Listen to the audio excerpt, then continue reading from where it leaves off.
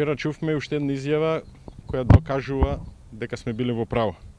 Имено после акционерското собрание на Телекомот, јасно е дека Груевски и фамилијата стојат зад нелогичната трампа.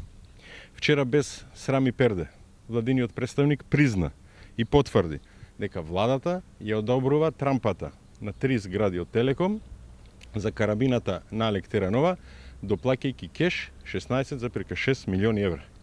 Но, тоа што не го направи ВМРО-вската антикорупцијска комисија, го направи доминантниот акционер. За оваа крајно нелогична трампа и покрај тоа што владата на Груевски ја одобри, доминантниот акционер побарал рок за дополнителна длабинска анализа за оправданоста на трампата. Бидејќи Груевски веќе не може да бега од одговорност за крајно нелогичната трампа, го повикуваме како економист да се изјасни.